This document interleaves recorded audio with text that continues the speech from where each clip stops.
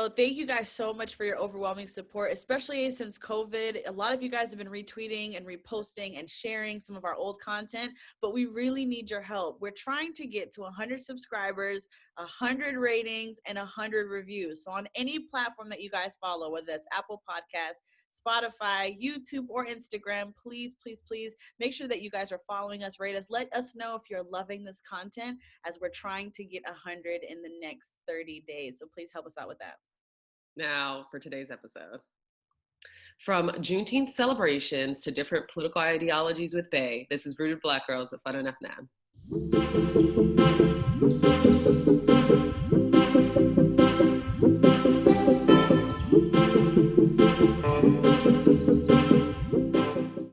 Representing everyday Black millennial women of multiple faiths, cultures, and political bays. We are just coming off the heels of Juneteenth, and I wanted to check in with you, Farah.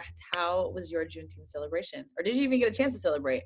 You know, luckily, I was going to call out while Black, but then I was like, oh, okay, I only typically have a half day on Fridays. I celebrate Friday because of Jummah. I told my admin, like, hey, I'm not working Friday afternoons. And so alhamdulillah, I, have that time off. And so I was able to have a kickback with some homies. You were busy with work. But we definitely, we wish you were there in spirit. But I ended up getting my burnt hot dog, or as some of my bougie friends corrected me and said I should say charred hot dog. So I only eat that like once every 4 years. They were kosher. They were hella good. I didn't need to eat anything else. But yeah, it was a great time. We were at the park right by my house. There were some young kids playing with fireworks. It was just a great time just to be together in the same space. Definitely sad that we missed it, but I'm glad you got to enjoy some time. So for me, work encouraged us to cancel meetings and to refocus the day on learning about Juneteenth. Mm-hmm. And so kind of like I've shared with you guys on our platform before, that I try to be involved in the diversity space at work. And so I wanted to be responsible, even though I was tempted to take the day off and be like, all right, cool. Yeah. I decided to actually check in to see what content, because people put a lot of man hours into putting this together. Mm-hmm. And if it was crap, I wanted to be able to say A for effort, but no, this was a miss. But I was really pleasantly surprised. There was a lot of really good history that even I didn't know. We had some professors from UCLA who we outsourced to kind of teach us, and it was really amazing. So I really, really enjoyed it. But yeah, overall it was great. I think Fred and I were talking about how we were going to try to incorporate that into some like a family tradition type of a thing. Mm-hmm. And we were comparing like, okay, well, did your family ever celebrate Juneteenth? And like, how does your family participate in it? And so we've got some ideas. So we're excited to try to make it something a little bit more annual. But it's really nice during these times where all of us are kind of having like an enlightenment awakening type of a thing, where we're able to pull our families into it. So I think that was super cool. Yeah, Afnan, I think, before the show, if I can ask you to give us this information, you told me something cool about what you and Fred were talking about the Juneteenth celebration and the history of it. Do you mind sharing it with us? Yeah, that was super cool. Okay, so while I was watching videos that work did, Fred found some free content online that people were streaming. And don't quote me on this, but I think the presentation he was watching was like on a YouTube live, and I think it was the chair for Howard University's African American Studies Department. And so he was basically giving us like all of the tea on Juneteenth, right? And so he was actually, and this is the part that I love the most, he was saying that this whole concept of like family reunions and homecoming is like a watered down version of what enslaved people would do after the emancipation, after they were free. And so they would kind of leave. So when they left Texas and they would go to their universities or what have you to find family members, they would all come back to celebrate Juneteenth. Mm-hmm. And so if you notice, something that's super interesting is like HBCU homecomings are very different. They're predominantly white institutions, right?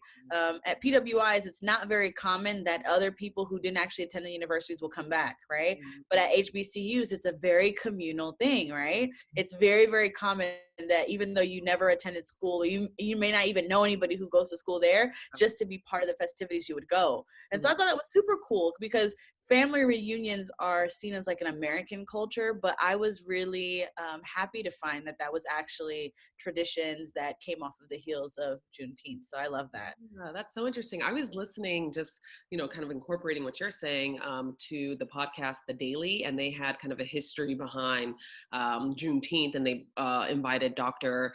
Dana Barry, and what she was saying was that Juneteenth is riddled with both like pain and celebration. It's the pain of knowing that you could have been freed for enslaved people 2 years earlier, and your enslavers kind of kept you captive there, but also the celebration of like we're finally free, and then she says that this country has interestingly like ebbed and flowed from like participating in Juneteenth celebrations. And so she even talked about like the Harlem Renaissance was a great time in like Black American history. And so during that time, the celebration of Juneteenth was very big.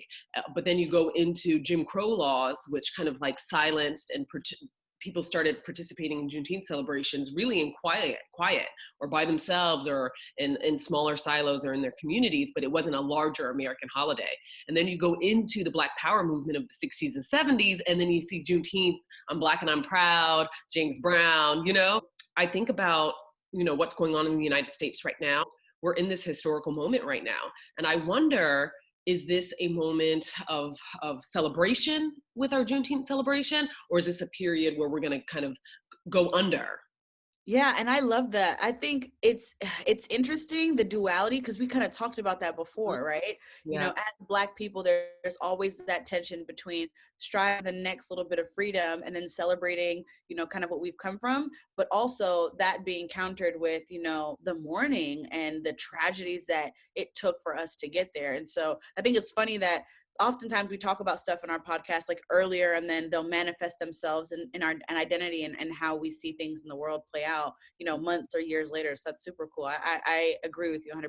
I think Dr. Berry had it right on. Yeah. And then, even in our own personal Juneteenth celebration, I found it so fascinating. There was a young man that was there. He was hanging out with his friends, and one of his friends, they were playing with fireworks, young boys.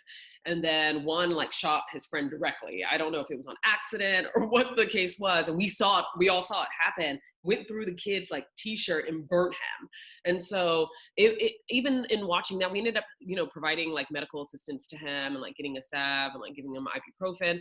But even that was like, wow, even that kind of in that one moment speaks to the ebb and flow of this celebration of what's going on in this country. Often this double consciousness that we all have, we can be in celebration and be in pain almost at the same time in parallel kind of experiences. And so, yeah, we're in a huge historical moment. I hope this is a time of great reckoning in this country and positive reckoning towards a brighter future. And I hope this Juneteenth celebration goes into a series of continued celebration in this country. Yeah, and I agree with you 100%. I think the other thing that this is highlighting is the importance of making sure that you and your spouse are on the same page, right? So we kicked the beginning of the episode off talking about political bays, and when Fred and I were kind of talking, courting before marriage, it was definitely something that we talked about, but it's super interesting now to see it like actually play out. And so, for example, when we talked in our last episode about when Rayshard Brooks, may he rest in power, was murdered, and I felt compelled, like, we're going out. And so I'm glad Fred and I were on the same page, and he supported, like, yeah, let's do it. Yeah. Because I know of friends who are like, you're absolutely not going to go outside. And it was like, there's that tension of like, well, what do you mean? Like, these are our people. And this is like both Black couples, Black Muslim couples. Yeah. So it's interesting to see that conflict could kind of arise if you're not on the same page. So for us personally, when it comes to politics, we have to be on the same page for Fred, and like that's very, very important to him. He's much more aware of like the history, and I'm a much more aligned with out in the streets, like making a difference, like taking a stance. Yeah. So, but together they still are two parts of the same puzzle of like, we have to be involved, right? Yeah. So I know that for you, you're huge on the history, but you're also super active. Like, where do you think you'll fall on the spectrum when it comes to political bay? Honestly, I'm like, ya Allah, I'm 6'1". I got serious political opinions. You gotta be I'm like, how am I gonna find bae? You know what I mean? I'm so confused sometimes because yes, we have to be politically aligned, especially in the era that we're in. I think at any point in US history, since I've been a formed adult and making my own opinions and being able to vote, I've had to be in line or aligned with someone. I can't just deal with someone who's a Trump supporter. I've been known to like walk away from dinners once I've known that personal friends have voted for Trump, or a third party. And so I cannot be a prisoner in my own either relationship or my own home if we're sharing a space. And so we have to be on the same page. I was looking, yes, please. Can you expand on that? You mentioned being a prisoner in your own home and in your own relationships. Like you said that so quickly, but I would love for you to kind of explain that. Oh God, yes.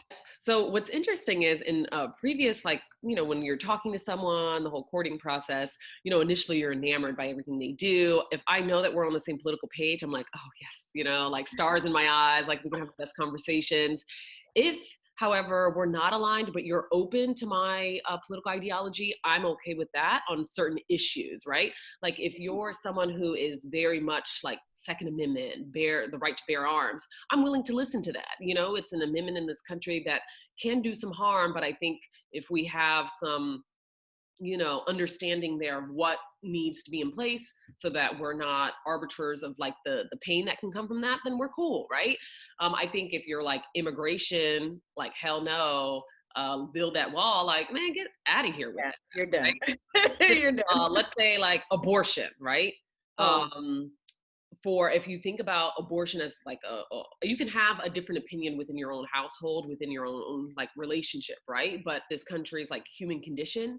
People don't realize the effects of something until it happens in their own household, right? And so I think about even the abortion. If I know that you're not pro-choice or pro allowing people to make their own decisions in their own personal relationships, then I may have a problem with you. I feel like you may be kind of a policing ass person, and I'm just not down for that. I agree 100%. I think I oftentimes when I hear someone saying like, oh, I'm against abortion, and I have to clarify like, okay, in your own personal life, that's your business. But are you talking about like politically? Are you talking about you'll go out of your way and stand in the line and advocate for folks to have their rights removed? Like, do whatever you want in your personal life. But why do you feel it appropriate and necessary to impede on someone else's choices? So I agree with you. And I think that is actually a really and maybe I don't have the data around this, but I feel like that's usually an indicator of how they feel entitled or how they approach other important topics in their life, including our friendship, right? Yeah. So, I totally agree. I was reading something and they did a study on like a dating platform, OkCupid, and they found that like 64% of people have changed their political terms on their like dating profile so that so people know who they are. Like I'm a conservative, I'm a Trump supporter, even where there's people who have fashioned groups to say conservative singles or Trump singles, just so that they can just be in their own space. I would love a like no hotep, we down for the cause group. You know what I mean? And what's interesting, if I can really go deep, I think hoteps really get me because they're so pro-Black. They're do you remember the movie Menace to Society? Where that guy was like my mahogany sister, right? Like earlier on in my younger life, I definitely fell for like that guy because he was at every rally. I just thought he was down for the movement. But then you realize their pro-Blackness was limited to Black men only, right? They're anti-women, they're anti-trans people, they're anti-gay folks. Like they're just anti-anything that's a Black man. Once I realized like you're a hotep and that you're just speaking on some weird stuff, I can that my signals like go off a lot quicker than they did when I was a younger kid. Man, like are there some political issues that you are a little more lenient on than others?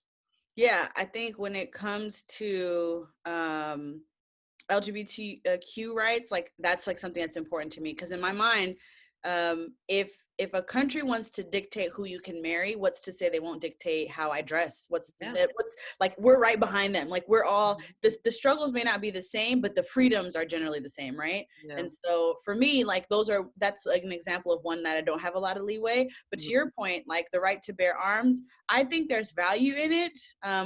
Fred and I don't personally own a gun, right? Nobody in my family owns a gun to my knowledge. Yeah. But, that's something to your, like, I agree with you. I'd be willing to consider.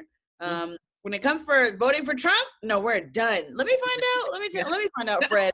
You know what I mean? Yeah. Like, and also it's not just a matter of like you personally. What I realized before Fred and I got married is like, I used to, when I was younger, I would think like, oh, it doesn't matter as much what my spouse does in their personal lives, particularly if it's not like, grossly like wrong or immoral, right? Yeah.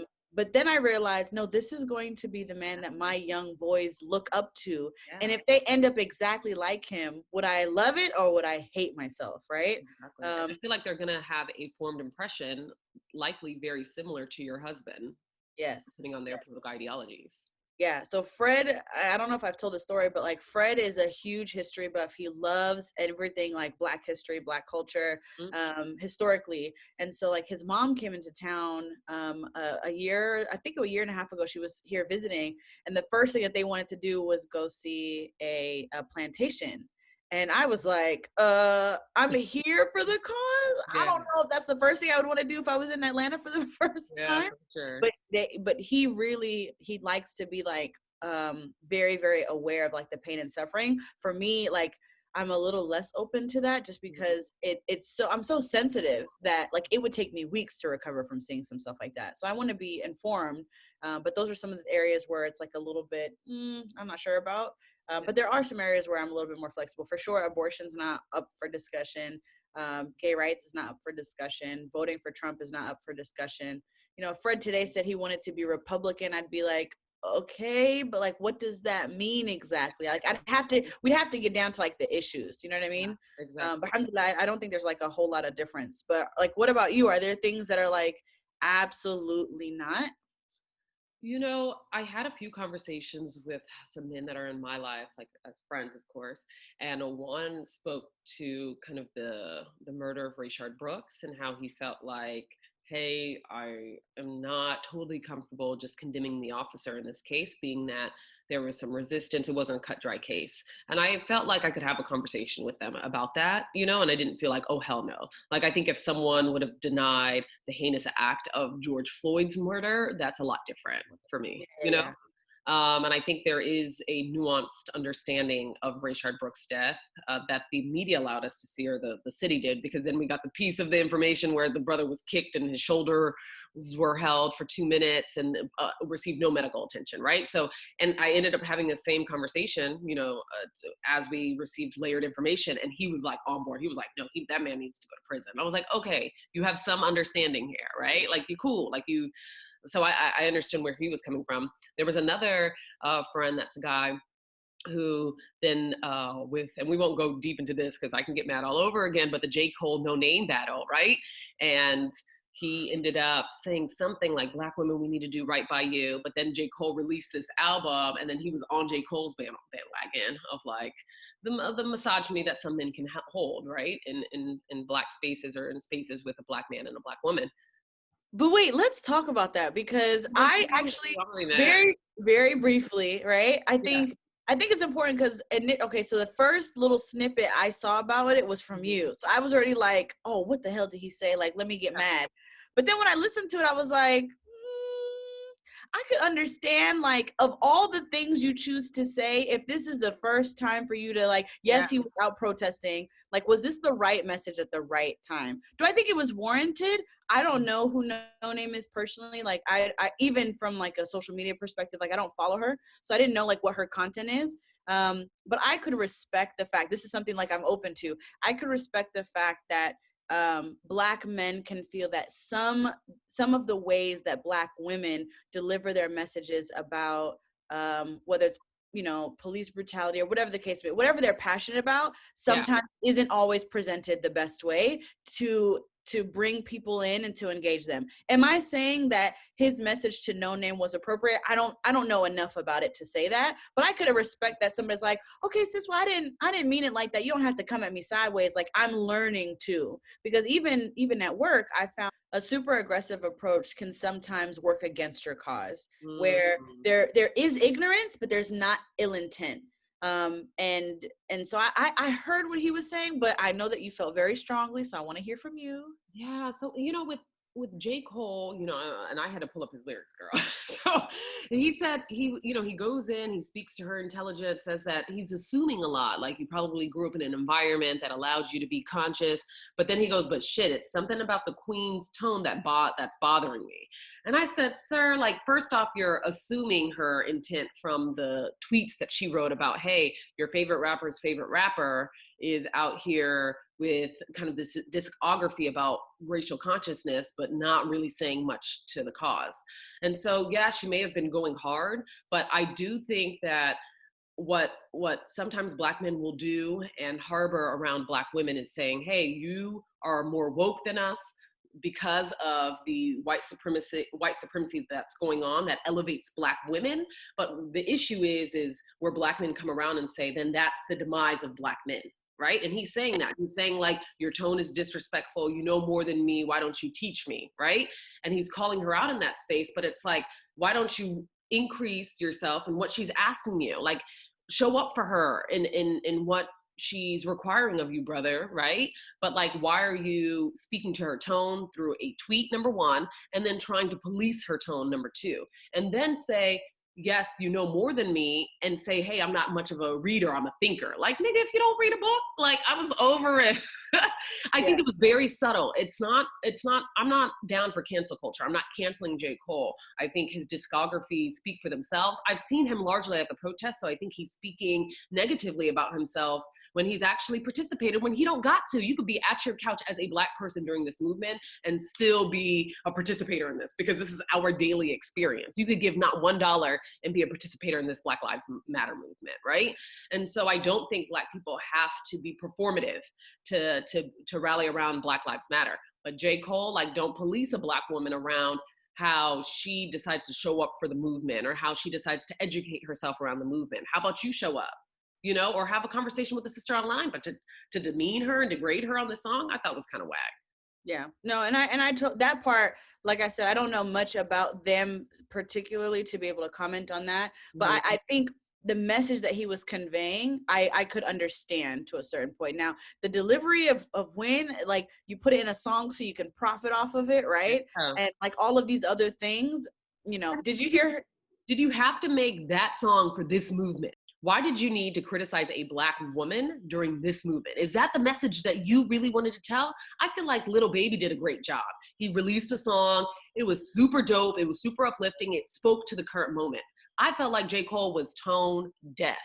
NoName, she hit it on the nail. She kind of did a gentle, like, nah, bro, this is what you decided to talk about. How about let's talk about this? And I thought NoName hit it right on the nail. She elevated the conversation and didn't even demean J. Cole. Yeah, I loved her track. I saw it. I got on Twitter to research, but Yeah. but I thought she did a great job. So I agree with you.